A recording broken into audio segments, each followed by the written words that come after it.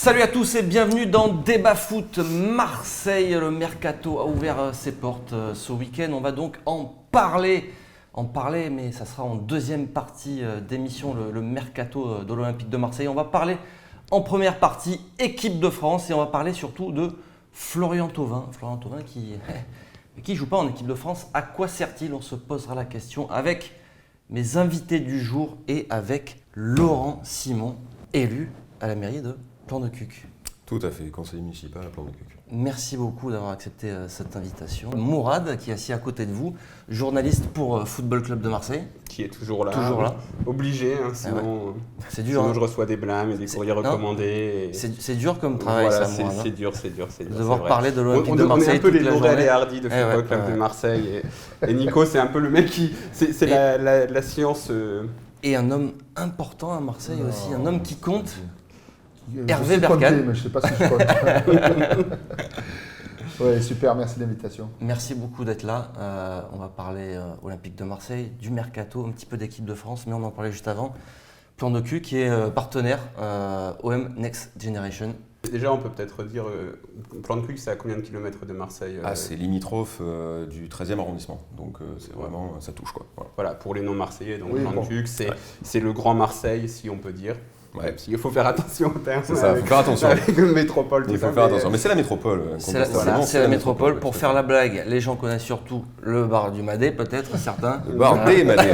Le bar des Madé. Le bar des Madé, l'illustre bar des Madé. Ouais, qui, avant d'être un lieu de rencontre de supporters, et parmi lesquels certains sont très très célèbres, c'est avant tout un très grand club de boules qui organise beaucoup de tournois toute l'année, qui ont beaucoup de succès.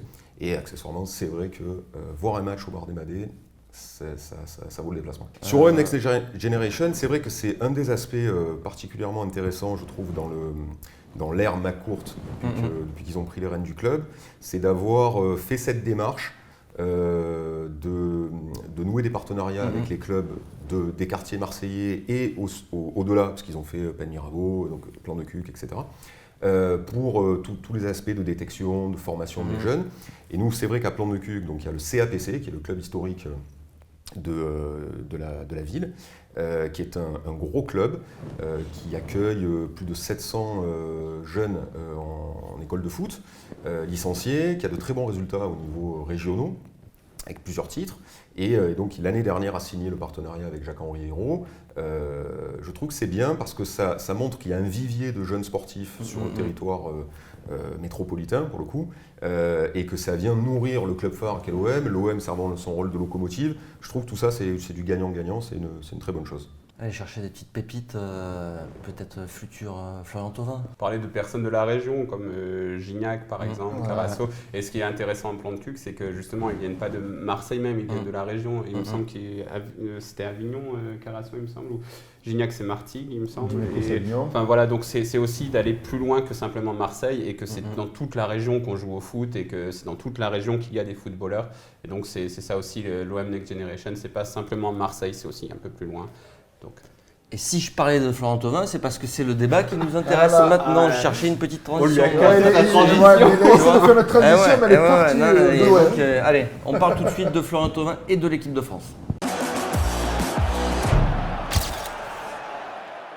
Et oui, donc on va parler de Florian Thauvin parce que Thauvin, 3 matchs de préparation, seulement 8 petites minutes en équipe de France.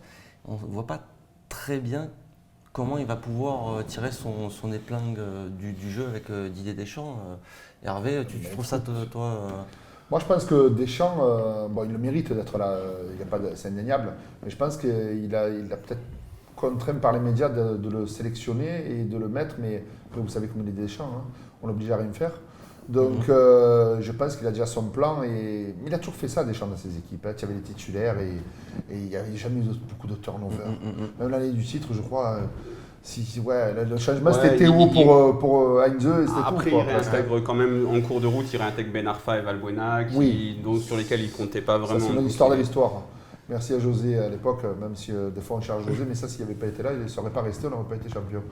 Mais ce que je veux te dire, c'est que voilà, c'est dommage parce que il y a des grands joueurs à côté, je pense que même son supérieur en talent pur à lui, Mais il y a peut-être quelque chose d'un certain esprit de jeu moins prévisible que les autres, je trouve, et de ne pas l'exploiter. Et comme tu dis, c'est des matchs de préparation, les remplacements, ils étaient un veux-tu en voilà.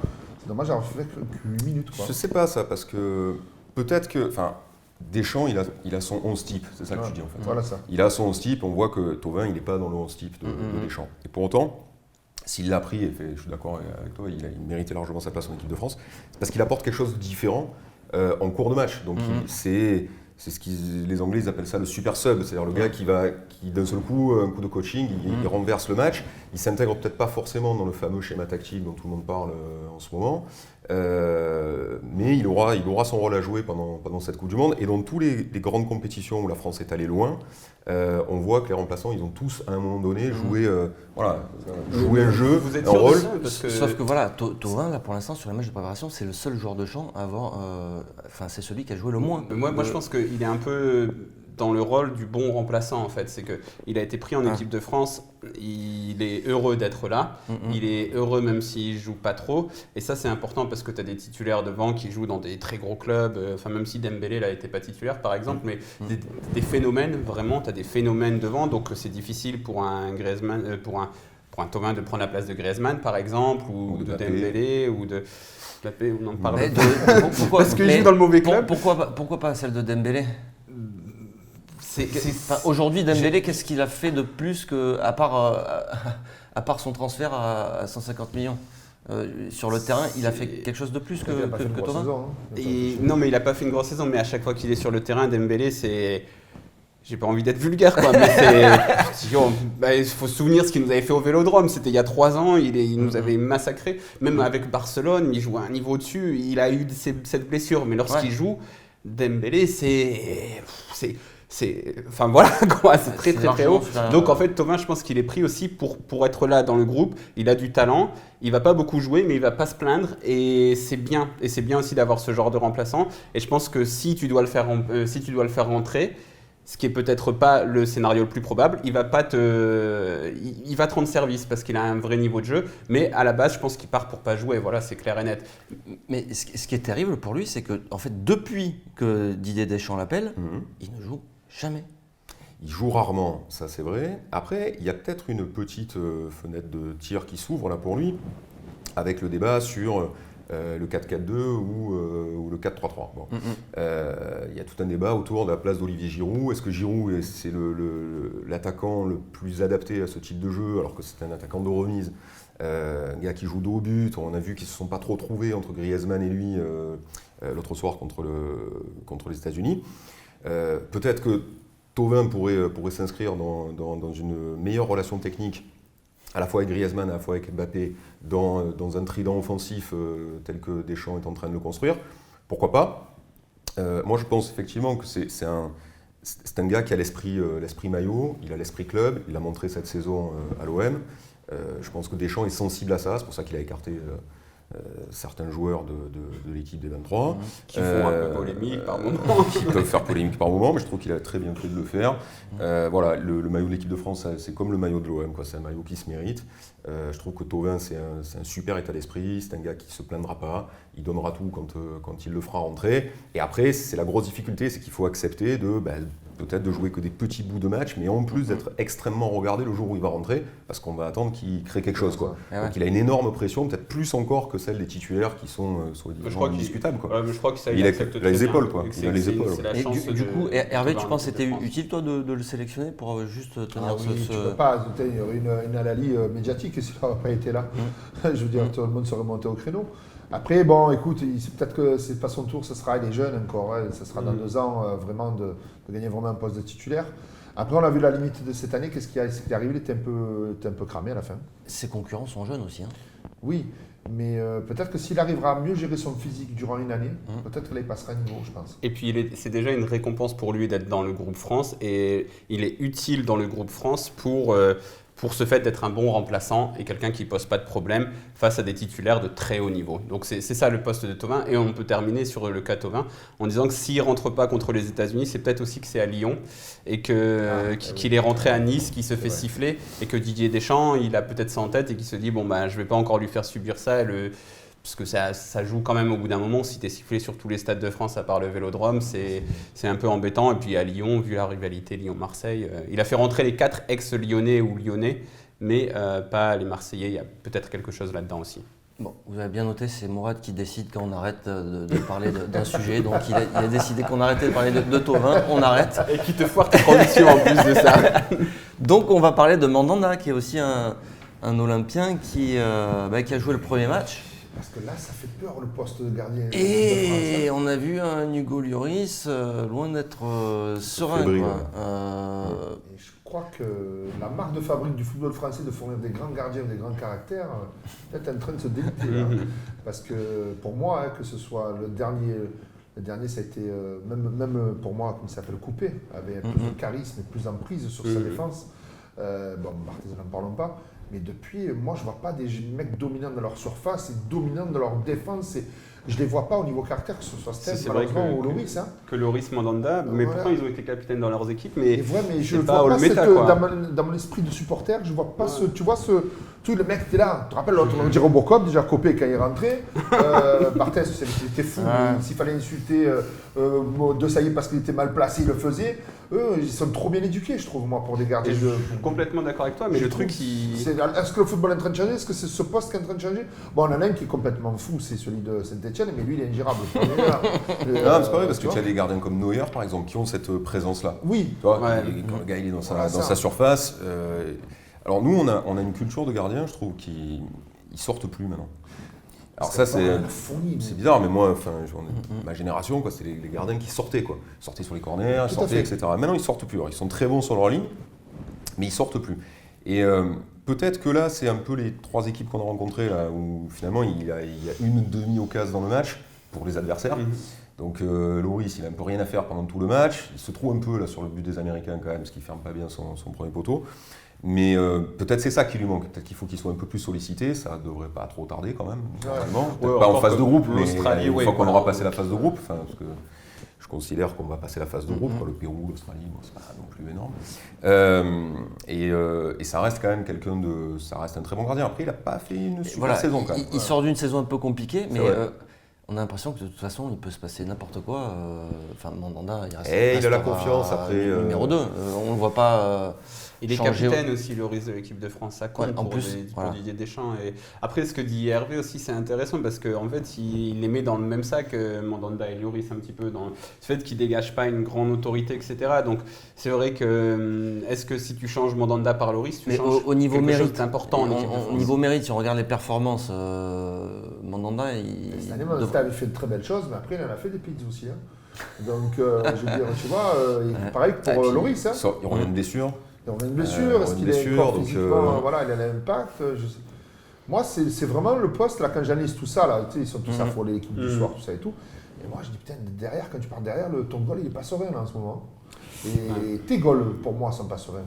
Bon, Mandanda, il joue contre l'Irlande, en toute fin de match, il a un arrêt à faire, il fait un bel arrêt. Sous la pluie. En plus, sous la pluie, etc., c'est pas évident. Mais oui, de toute façon, on sait qu'il va la mettre, Lloris, à moins qu'il ait une blessure, on finira avec Lloris, cette Coupe du Monde.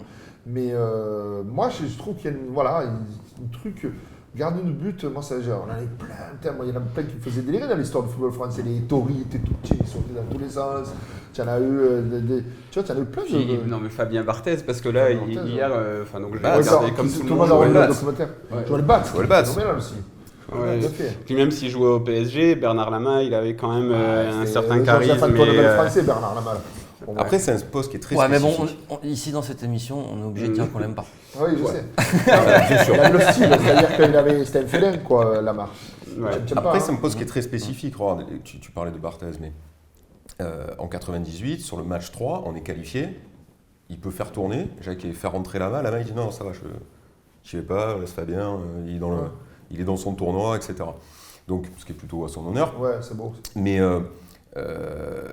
c'est ce qui explique aussi que c'est compliqué de changer, au-delà du fait qu'effectivement, plus Lloris y est capitaine, de changer de gardien à la veille d'un grand tournoi comme ça. Ouais, là, ça paraît impossible. Voilà. En fait, le truc aussi, c'est que entre Barthez et Lama, ça se passait mal, et même dans le documentaire, de très bon documentaire de TF1 hier soir sur l'équipe de France, ils expliquent ça se passait mal, et Bernard Lama, il dit j'y vais pas parce que je vais être scruté, etc. Là, on se dit entre Mandanda et Loris, en fait, Mandanda, il a intériorisé le fait qu'il était numéro 2, ouais, c'est basta, et ouais. puis il passe à la suite, quoi. Ça dit aussi quelque chose sur le caractère des deux, Un des peu deux un mecs. équilibre aussi. Allez, on termine sur l'équipe de France, Mourad, ou pas? C'est toi qui choisis. Vas-y, Et Adil. voilà. Et Adil. C'est toi Et qui non. fais les transitions. Et non, parce qu'il fallait faire une autre transition sur l'équipe de France. Parce qu'il y a un petit courrier de Noël Le Graët qui est apparu, qui a été Le révélé. coquet. Le coquet. Hein, tu nous expliques, Mourad? Noël Le Graët, qui se déclare en tant que grand amoureux de Marseille, ou je ne sais plus quelle est sa formule exacte, mais quelque chose de très drôle dans le style, explique que c'est une honte d'avoir une pelouse de ce niveau, etc. Et il remet un peu en cause la manière dont est exploité le stade Vélodrome et un peu aussi la mairie de Marseille. Et donc voilà, c'est un peu bizarre d'avoir ce courrier qui a été révélé par la Provence aujourd'hui sur Noël Le Graët qui s'exprime sur la pelouse du stade Vélodrome. On sait qu'il y a des négociations en cours entre l'OM et Arema. La mairie de Marseille, je pense que c'est ce que vous pouvez nous répéter, ça va soutient l'Olympique de Marseille dans ses démarches. C'est ce qu'avait dit notamment Roland Blum récemment. Après, bon voilà, je sais pas, qu'est-ce que vous en pensez vous de ce courrier de Noël Le Graët? Moi, je suis toujours très, très, très heureux d'entendre le président de la Fédération française de foot, dont on connaît l'amour immodéré pour Marseille et pour son club phare depuis 30 ans, venir donner des leçons de gestion de pelouse, avec en plus quasiment un chantage déguisé au match de l'équipe de France. Donc c'est quand même un peu spécial. Après, clairement, il y a un problème de gestion de la pelouse. C'est pas le premier, c'est plutôt même le dernier à le dire. Donc tout le monde l'a acté. Il y a des négociations qui sont en cours entre Arema, qui est le gestionnaire de l'équipement, et l'OM, qui est le club résident, pour savoir qui va gérer l'exploitation. Et je pense qu'ils vont, entre gens intelligents, arriver à une solution intelligente pour le bien de tous. Voilà. Chaque fois, on place ça sur la mairie, l'exploitant, tout ça et tout. Mais tu sais ce qui coûte pas cher pour la pelouse? Je vais t'expliquer. Une pelouse C'est synthétique. une bonne formation en Angleterre. Non, pas ça.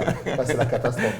Non, c'est une bonne formation en Angleterre. Tu prends tous les jardiniers qu'il y a du stade, tu leur payes un mois en Angleterre. Les mecs te font pousser la pelouse, il fait moins 20, il y a de l'eau, il y a la pluie, il y a de la... Ils y arrivent. Moi, je pense que c'est juste un problème de formation. Mais mieux que ça, en Mais est-ce qu'il y Angleterre, a quelqu'un qui a pensé tout simplement à ça?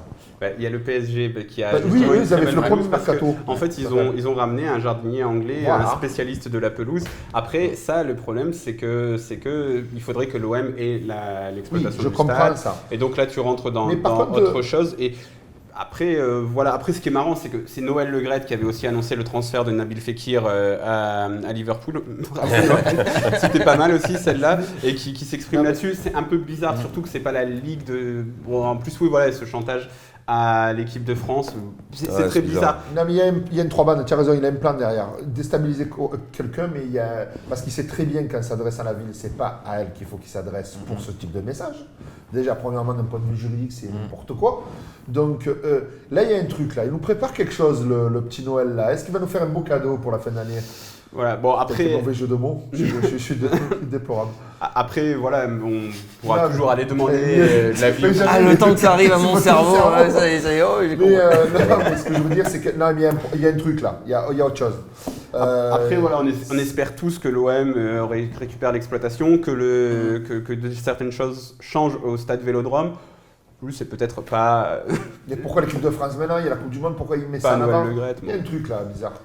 Non, mais c'est surtout que de la part d'un président de la Fédé, moi j'aurais attendu qu'il défende les stades de son pays, de la France, Voilà. pour revendiquer l'organisation de compétitions internationales. Lui, il fait l'inverse. Et oui, il fait la mauvaise promo. C'est-à-dire qu'au lieu d'utiliser son rôle de président de la Fédé pour aller faire la promotion du foot France à l'étranger, là c'est Lyon qui a organisé la finale de l'Europa League, Voilà. et Marseille pourrait très bien, on a un stade 5 étoiles UEFA, pourrait très bien prétendre Tout à à fait. organiser des matchs de finale de Champions League. Donc au lieu de faire ça, il en vient à utiliser l'équipe de France pour sans doute quelque chose de sous-jacent derrière, sur lequel je ne veux pas rentrer. Bon, et puis, on peut peut-être aussi se dire que vu que Jacques Henriero a des Ouais, voilà. techniques de négociation très âpres, Ouais. il y a peut-être quelque chose à voir dans la révélation peut-être un service de commandé ce aussi, courrier. Voilà, Ah peut-être oui, qu'il y a peut-être. Le peut-être brave un Noël petit- Le Graët. un petit peu quelque Voilà. chose comme ça. Allez, messieurs, on parle mercato maintenant, c'est la deuxième partie.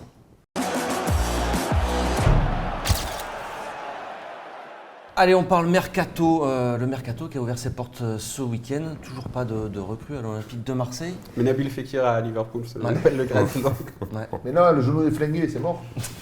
Je peux pas le dire. Faut pas le dire. On n'a pas le droit de le dire. Quels sont les moyens finalement de l'OM pour ce mercato? Parce que la Provence ce matin nous indique que l'Olympique de Marseille voulait recruter 2 joueurs de Nantes, Rongier et Diego Carlos. Diego Et c'était Carlos. hier. 2 très grands joueurs, de très grands internationaux qui intéressent les plus grands clubs européens. Et a priori, l'Olympique de Marseille n'aurait pas les moyens de se les Ça, offrir. c'est une source nantaise qui laisse entendre que l'OM n'a pas les moyens. Et ça parce qu'on donne est dans le peut-être poker monteur classique en période de mercato, c'est-à-dire pour faire un peu monter les prix. Mais pour répondre plus sérieusement à la question, on va savoir dans les jours qui arrivent la décision de l'UEFA sur le fair play financier, donc ça va beaucoup compter quand même. Parce que selon la décision qui est prise par l'UEFA, les moyens ne seront pas les mêmes. Ça, c'est première chose. Deuxième chose, le club a fait part un peu de ses cibles. Donc on est sur 5 joueurs, de ce que j'en ai vu. Après, est-ce que les 2 Nantais ils rentrent dans la cible? C'est une autre question. Et que Nantes à fasse, ce prix-là aussi. Parce que, que Nantes fasse un peu monter les prix, bon, on va dire que c'est de bonne guerre, quoi. Alors les prix, on parle entre 10 et 20 millions d'euros pour ces joueurs-là. RMC avait expliqué que pour Diego Carlos, le prix demandé, c'était 20 millions par Valdemar Kita, le président de Nantes. Et Valentin Rongier, c'est un jeune joueur qui a un contrat jusqu'en 2022, il me semble. Donc, c'est aussi quelqu'un dont on peut faire monter la cote facilement. Donc, c'est peut-être ça aussi la question qu'il faut se poser. C'est que peut-être que l'OM se positionne. On sait par exemple qu'Andoni Zubizarreta, apparemment, il aime beaucoup Valentin Rongier, il aime beaucoup son intelligence de jeu, etc. Peut-être que l'OM se positionne. Et puis on leur donne les prix et puis ils se disent bon bah voilà quoi, c'est là où il faut voir. Ils n'ont pas les moyens pour faire Rongier et Diego Carlos parce que peut-être que c'est pas des investissements qui valent ça par rapport au budget de l'Olympique de Marseille. Je pense qu'il faut prendre tous les éléments en compte quoi. Et puis oui, il y a le fair play financier aussi bien sûr qui va. Mais ça t'inquiète pas un tout petit peu ça Moi, ce que je comprends pas, alors, c'est qu'on passe devant le fair play financier. Il a dit qu'il met. Ce que j'arrive pas à saisir, c'est d'autres notions comptables qui m'échappent. Il y a quelqu'un, il arrive, il achète le club, il dit j'ai 200 millions de la cagnotte, en plus de mon budget de fonctionnement que tu as chaque année, les recettes, tout ça et tout. Ils n'en auraient claqué que 120. Ok. Pour l'instant, il en reste 80. Et là, on leur a interdit de réinvestir cette somme qu'ils avaient prévue de la le bouquet du marié. Et on te dit, mais pour moi, ça devrait être hors budget quand quelqu'un arrive. Mais après, tu peux. Vois après, pourquoi tu peux être sanctionnaire? Tu es capable de. Non, Est-ce qu'il y avait un milliard à c'est le Parce qu'en fait, la règle, c'est que mais tu c'est peux pas le principe, vendre. ouais. Enfin, si, en fait, tu peux pas Tu acheter. peux pas investir alors. Tu peux pas. Si, tu peux le faire. Tu peux acheter plus que ce que tu as vendu, en gros, à perte, quoi. Ouais. Dans la limite de 30 millions d'euros par an. Ça, c'est c'est la sur règle. 3 ans, c'est sur une période Et de en 3 fait, ans. cette règle-là, elle est lissée sur une période de 3 ans et même sur la période de 3 ans, ce qu'ils regardent, c'est les perspectives du club. C'est-à-dire, est-ce qu'en gros, tu as une dette énorme qui te plombe et donc ils arrêtent pour pas que tu finances, la dette, etc. c'était pas pris en compte, ça va l'être maintenant. Ouais. Mais à la base, c'était les déficits. Après, donc j'ai un peu étudié le sujet et j'ai notamment parlé à des avocats Voilà, qui ont vous travaillé m'expliquez, je suis bête, j'ai Alors, du mal à saisir ça. Il y a quelque chose, c'est que, et c'est très intéressant, ça dit beaucoup de choses sur l'investissement aussi de Franck McCourt à l'Olympique de Marseille, c'est qu'il y avait possibilité, en effet, d'investir, de dire ok, on a 50 millions de pertes cette année, 60 millions l'année d'après, tout ça, pas de problème, l'UEFA peut l'autoriser. Si le propriétaire s'engage sur un compte bloqué ou via une manipulation à mettre la somme des futurs déficits sur un compte bloqué quelque part. Ok. Et donc ça voudrait dire que ça aurait pratiquement doublé l'investissement de Franck McCourt. C'est-à-dire que tu passes de 200 millions d'euros à, même si c'est temporaire, je mets 200 millions d'euros sur un compte bloqué ou via quelque chose avec ces entreprises. Donc, c'est quand même un gros engagement. Donc, ça s'appelle l'accord volontaire. Ça, c'est possible pour les nouveaux propriétaires uniquement. Ah, voilà. Et l'Olympique de Marseille n'est pas parti dans cette direction-là. D'accord. Donc, okay. Après, ça, c'est la déduction que je fais. C'est que donc, Franck McCourt, il a des moyens, mais il s'est peut-être dit, je ne vais pas non plus hypothéquer ma maison pour l'Olympique de Marseille. Surtout que là, l'accord de règlement, donc ce qu'on est en train de négocier, ça peut aussi avoir des... C'est très variable les sanctions. Donc si ça tombe, tu vas avoir une sanction Ça, c'est ce qui qu'était en train d'expliquer Laurent. Là. Voilà, beaucoup D'accord. plus symbolique qu'autre Ouais, chose. parce que dans le régime des sanctions de l'UEFA, tu peux avoir une sorte de... Soit tu n'as rien, tout va bien, soit tu as une sorte de blâme, soit tu as une amende qui est plus ou moins importante, soit tu vas jusqu'à l'interdiction de recrutement. Ce qui est arrivé au PSG par exemple. PSG, eux, ils sont pris interdiction de recruter. L'Atlético Madrid, Quoi Barcelone, Non, mais je parle des clubs, des clubs français, mais ouais, il y en a eu plein comme ça, où là, tu peux avoir tous les moyens de la terre, et Dieu sait que les Qataris, ils ont des moyens, et ben tu peux pas recruter, quoi, point barre. Et même là, c'est pas dit d'ailleurs que Paris, ils échappent au couperet de l'UEFA avec la transaction Neymar, parce qu'ils sont partis sur 5 ans, et que puis, tous les 5 ans, il faut Mbappé qu'ils aussi. rentrent quasiment 100 000, entre 70 et 100 millions d'euros par an de vente pour rentabiliser l'achat de Neymar l'année dernière. Ok, Quoi. Donc, ça va. voilà, donc sachant qu'il y a la billetterie, qu'il y a ci, qu'il y a là, enfin bref, le truc est assez, le système est assez complexe. C'est pas du tout dit que l'UEFA interdise à l'OM de recruter. Je crois, de ce que j'en ai eu, on n'est pas du tout sur ces volumes-là. Peut-être une histoire d'amende ou quelque chose comme ça, mais en tout état de cause, pour l'instant, on ne sait pas quel est, sur ce mercato 2018-2019, pardon, on ne sait pas quelle est l'enveloppe. Et Roux l'a pas dit. Ils ont dit voilà, on vise 5 joueurs, on est plutôt sur des profils joueurs d'avenir sur lesquels on va pouvoir rentabiliser, mais on peut peut-être casser la tirelire pour un certain Mario qui n'est pas très très loin d'ici. Bon, quand je dis casser la tirelire, c'est voilà, 12, de quoi, sommes voilà. significatives. Mais Évidemment, justement, cette fameuse enveloppe dédiée au mercato, elle risque d'être un peu légère par faire, tu vois, franchir un palier en tout cas à cette équipe de Garcia. C'est sûr, mais ça veut dire quoi alors? Ça veut dire qu'ils auraient un peu mal géré les 2 dernières années. Ils auraient offert des. Bon, pour qu'on ne puisse pas recruter maintenant, moi il y a un truc qui là, il y a des trucs qui m'échappent là. Mais regarde, Hervé, depuis qu'ils sont arrivés, on a dépensé en moyenne 40 millions ou 45 millions au dernier mercato. Chaque mercato, on dépense environ 40 à 45 millions d'euros. On est sur des investisseurs raisonnés qui ont un certain budget et donc je pense qu'on va être quelque chose de cet ordre-là. Voilà, donc on va avoir 40-45 millions. Est-ce que si tu as 40 à 45 millions, tu te dis bah, je claque les 40 millions sur Rongier et Diego Carlos? Voilà, c'est bon, c'est ça, moi je pense qu'on est... C'est 5 joueurs à 10, ça me fait de compte alors qu'ils veulent faire quoi. Voilà, bah, et c'est un peu ça. Voilà, C'est un peu ça, parce qu'ils tapent sur 5. 5, voilà. Ils te disent, on veut un latéral droit, on veut un défenseur central, on veut un milieu là, on fait comme si on vendait personne. Là. Un grand attaquant et un offensif polyvalent ailier. Ouais. Donc, tu as 5 joueurs à trouver. 5 joueurs à trouver, mais tu mets 40 sur chacun des joueurs déjà. Ou même 20 sur des joueurs qui n'ont pas encore prouvé, qui ne sont pas encore ultra confirmés. C'est hasardeux. Ces 2 noms pour moi sont hasardeux parce qu'on ne sait pas ce qu'ils ont prouvé pour l'instant. Surtout, pardon, mais j'insiste un peu, c'est que l'info que l'OM n'aurait pas les moyens, elle vient d'une source proche du FC Nantes. Donc encore une fois, il y a beaucoup d'intox dans le mercato. En plus là, on est en pleine période de Coupe du Monde, donc c'est pas sûr qu'il y ait beaucoup de deals qui se concluent avant la fin de la Coupe du Monde parce que ça va jouer aussi. Donc voilà, faut se méfier de ce qui circule. Vladimir. Moi, j'aime bien ce truc de prendre des mecs, même si je sais qu'après c'est dur de leur vendre, de prendre des mecs qui ont 27-28 ans mais qui arrivent à l'expérience à l'OM. Au moins, ils sont efficaces de suite. Je pense que si pour moi, tu prends 3 mecs, tu prends des roublards. Moi, j'aimerais un ou 2 mecs avec du caractère. Je pense avoir des trucs pour me densifier ça parce que ça a manqué certains Donc mecs. là, c'est le moment où on parle de Mario. De ça, et voilà, un mec au milieu de terrain, un peu une chaîne de casse aussi. Parce que Après, Marseille va être obligé du coup de faire des... Bon, on parle de Balotelli.